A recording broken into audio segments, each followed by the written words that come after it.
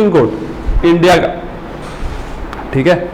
From the name itself supreme, SUPREME, what do you mean by supreme? Supreme means highest, supreme means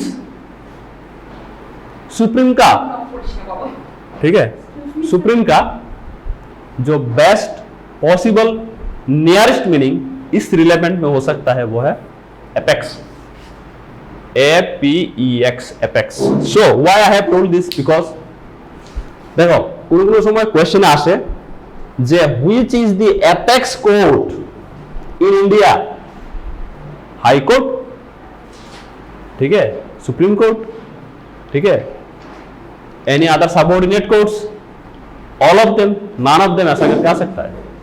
so always remember supreme court is the apex court in India. Now similarly इस relevant में और एक question है, that is which is the apex bank in India? Can anyone tell except you? को बोलो, Sushmita, which is the apex bank in India? Apex court तो हमें पता है सुप्रीम कोर्ट, एपेक्स बैंक कौन सा है? बोलो। Very good, RBI is the apex bank in India, ठीक है।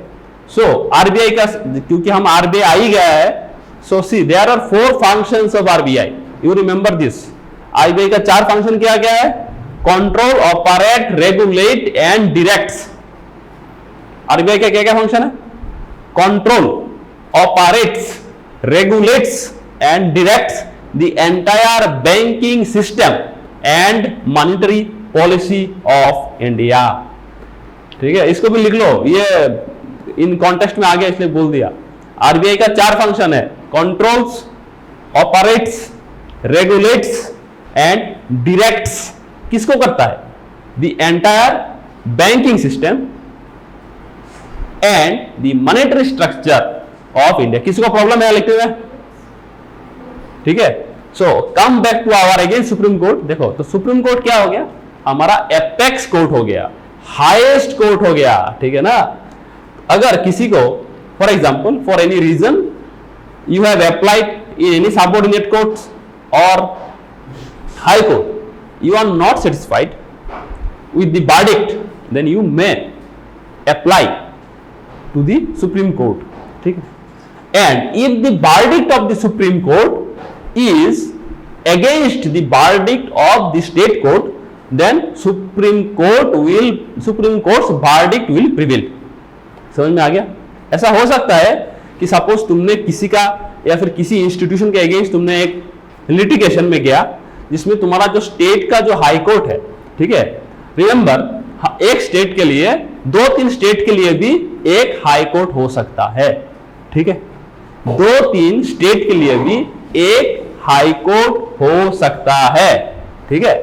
सो आई वाज टेलिंग बेसिकली कि जो if anyone is not satisfied with the verdict of any subordinate court or any state high court, then he may apply in the Supreme Court। और अगर supreme court ने कुछ different decision दिया, different verdict दिया, तो supreme court का तो जो वर्डिक्ट है that will be considered as final, ठीक है। Why? Because supreme court has, इसका रीजन है ये, इसका रीजन क्या है? Because supreme court has appellate jurisdiction. Supreme court का क्या क्या जुरिस्डिक्शन है वो you will see later on. But now come back to our topic. हमारा हाईएस्ट कोर्ट है, एपेक्स कोर्ट है सुप्रीम कोर्ट। और ये सुप्रीम कोर्ट कब एस्टेब्लिश हुआ था? बोलो। See we are discussing about a brief introduction about supreme court and then we will give questions, ठीक है।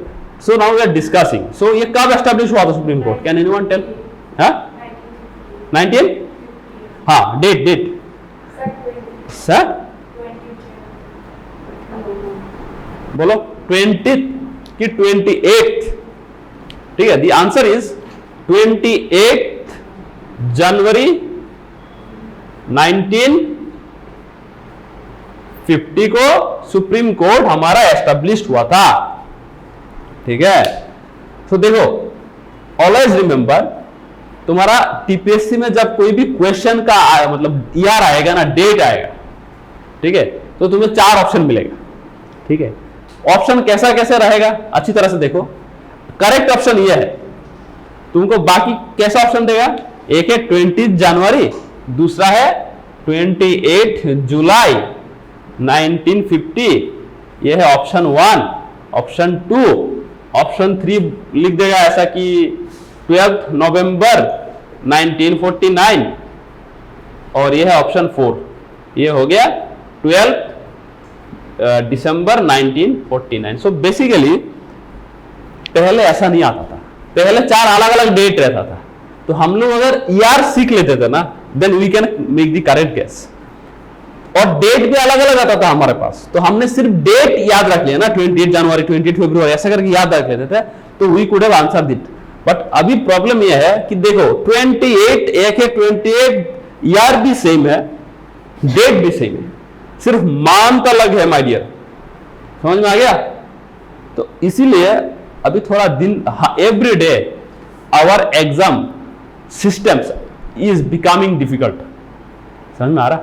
जितना तुम लोग जॉब लेने में लेट करोगे ना, उतना तुम्हारा कंपटीशन ज्यादा हो रहा है। और अभी तो लड़कों के लिए गुड न्यूज है, क्या, वोमेन रिजर्वेशन आ गया है। Congratulations to all of the boys, ठीक है। और जनरल बॉयज का तो बात ही अलग है, ठीक है।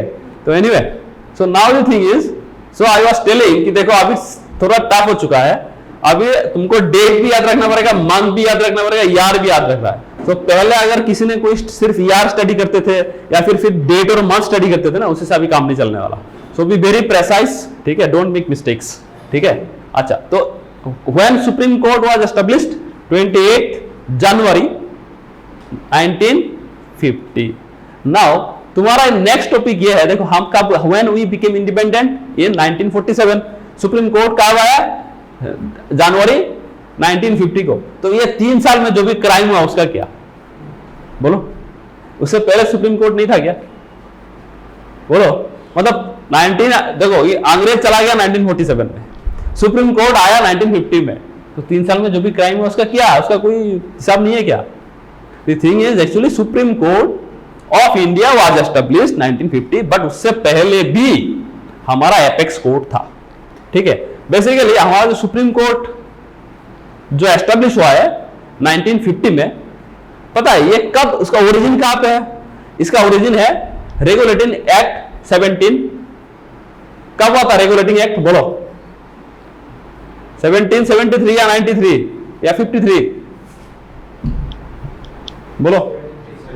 गुड, 1773 रेगुलेटिंग एक्ट 1773 में एक्चुअली इसका फाउंडेशन है। ये जो सुप्रीम कोर्ट है ना, आज जो भी सुप्रीम कोर्ट है, इसका फाउंडेशन कब है, 1773 में। अच्छा, देखो जो भी मैं बता रहा हूं थोड़ा थोड़ा लिख लो, if you think, otherwise I will give notes also, no need to write, after few minutes I will give notes, don't worry, I will give everything. Now the thing is, देखो अभी मजेदार बात यह है कि सुप्रीम कोर्ट तो establish हो गया 1950 में, तो अभी सुप्रीम कोर्ट का कितना जजेस है, बोलो। कितना, 33 जज एंड 1 चीफ जस्टिस। एक्चुअली जो, वेरी गुड, तुम्हारा, you are well updated. The thing is, देखो एक्चुअली हमारा जो, अच्छा ये बात बताओ, हमारा जो कौन सा आर्टिकल के अंदर सुप्रीम कोर्ट एस्टेब्लिश हुआ था, which supreme court was established under which article, और ऐसा भी हो सकता है question, which article provisions supreme court, ये है आर्टिकल, बोलो, कोई बोल सकता है इस क्लास में,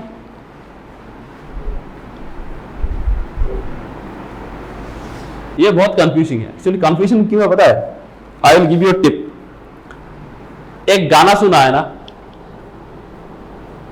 1 2 का 4 2 2 का 1 माय नेम इज लक्ष्मण, सुना है कि नहीं, 1 2 का 4 2 2 का 1 माय नेम इज लक्ष्मण। तो 1 2 का 4 यह है सुप्रीम कोर्ट का आर्टिकल, इसको इस तरह से रिमेंबर करो, 1 2 4, आर्टिकल 1 2 4, ठीक है। वो गाना याद रखना है, आर्टिकल ऑटोमेटिक याद आ जाएगा, ठीक है, माय नेम इज लक्ष्मण वाला गाना, ठीक है। So anyway, so article 1 to 4 provisions supreme court in our country, ठीक है। So if you see article 1 to 4, ठीक है। So as per that article there are 30+1 जजेस in the come 30+ as per article, देखो आर्टिकल 124, 30+1 जजेस are there in the supreme Court.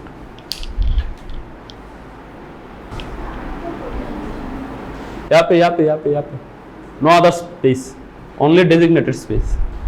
देखो ये space है ना क्लास में, ये जो साइड वाला जो बेंच रहता है ना इस तरह से, जैसे यहाँ पे है, यहाँ पे, these are the best place to sit. Why? एक मैगजीन आती है, उसकी छोड़ो, उसका नाम मैं नहीं बोलता, ठीक है। In that is basically for competition exam, competitive examinations, कैसे प्रिपरेशन करना है उसमें लिखा रहता है। तो उससे मैंने कुछ सीखा है, क्लास में अटेंशन सबसे ज्यादा रहता है इस साइड, मतलब when you do not face you teacher directly but at an angle. इससे क्या होता है, कंसंट्रेशन लेवल बहुत अच्छा रहता है। I do not know the reason, उसमें ऐसा लिखा था। So as per record she is sitting in the best place. Now the thing, second thing ये है, कॉम्पिटिटिव एग्जाम देने से पहले रात को, फॉर एग्जाम्पल काल एग्जाम है, तो आज रात को 10 बजे के बाद खाना खाना है, सोना है, ठीक है। आज अगले दिन, मतलब before the day of exam, कोई स्टूडेंट 3 बजे 4 बजे तक पढ़ाई करता है, that is very unhealthy, unhygienic, ठीक है। इससे क्या होगा ना, तुम्हारा जो दिमाग है ना अच्छी तरह से काम नहीं करेगा। दिमाग को अच्छा काम करने के लिए रेस्ट इज इंपॉर्टेंट, ठीक है। सो देखो, अगर तुम लोग 1 साल पढ़ाई करने से कुछ नहीं हुआ ना, तो डू नॉट थिंक कि 3 घंटे में तुम लोग कुछ कर लोगे। It is time for you now to prepare. अभी रात को मत सो, अभी पढ़ाई करो, लेकिन before the day of exam, ठीक है, उस रात को 10 PM को अगर जितना भी हो गया प्रिपरेशन हो गया, फाइन। उसके बाद 10 बजे खाना खाओ, मोबाइल देखो, जो लोग तुम अभी करते हो वो करो, सो जाओ, ठीक है। तीसरी बात, ठीक है, when you go to exam, ठीक है, your belly should be full. Exam से पहले डाइटिंग, फास्टिंग सब ठीक है, कर लो, अभी कर लो, लेकिन when you go to exam, उस टाइम पे पूरा पेट भर के खा के जाना है। Because to function your brain you need glucose, your brain cell need glucose. पेट में खाना नहीं है, ब्रेन कैसे काम करेगा? काम नहीं करेगा। So these are the 3 tips. पहला टिप्स है, साइड में अगर बैठोगे तो कॉन्सेंट्रेशन ज्यादा रहेगा। एग्जाम से पहले रात को, अभी पढ़ाई करो सारा रात, कोई प्रॉब्लम नहीं है, लेकिन एग्जाम से पहले 10 बजे सो जाओ, और एग्जाम जब जाओगे खाली पेट मत जाओ। कोई होता है कि खाली पेट चला जाता है, टाइम नहीं मिलता, ब्रेकफास्ट करने का टाइम, इतना पढ़ाई कर रहा था, ब्रेकफास्ट करने का टाइम नहीं मिला, खाना खाने का टाइम नहीं मिला, ऐसा मत करो। ऐसा करने से क्या होगा पता है? जो आंसर होगा ना, the answer you know, you will make mistakes. अरे माइनस हो गया, ये तो मुझे पता था। So anyway, so these are 3 tips. Since she is sitting there, that's why I am telling this, ठीक है। नाउ द थिंग इज, और एक भी है, that is use of pen. जिस एग्जाम में तुमको लिखना पड़ेगा ना, जिसमें लिखा रहता है बहुत सारा, अभी तुम लोग कॉलेज पास आउट हो गया है, अभी तुम लोग लिखना प्रैक्टिस नहीं कर रहा, अभी सब पढ़ाई कर रहा है, घर में जाके लिख रहा है, कोई लिख रहा है, नो वन इज राइटिंग। तो तुम लोग जब लिखोगे ना एग्जाम में, देखना कलम नहीं चलेगा, अरे ये कैसा हो गया, हाथ तो आगे नहीं बढ़ रहा है। So always right something, practice something, otherwise तुम्हारा पेन नहीं चलेगा। स्पीड तुम्हारा, सपोज इन कॉलेज में तुम 1 घंटे में 10 पेज लिख सकता था, अभी you can write only 4 pages 1 घंटा में। So speed is important, maintain that speed. लिखने का एक, इट शुड बी फ्लुएंट, ठीक है ना। जो लोग लिखना प्रैक्टिस नहीं करता है, I am talking about teachers mains, जो लोग लिखना प्रैक्टिस नहीं करता है ना, वो लोग जब लिखने के लिए बैठेगा ना, बहुत सारा मिस्टेक होगा, ग्रामेटिकल मिस्टेक होगा। But if you practice continuous writing ना, you will see the grammaticals are already correct. समझ में आएगा तो ऑटोमेटिक बाय सिस्टमेटिक आ जाएगा, otherwise you will make mistake. तो इसको प्रैक्टिस करो।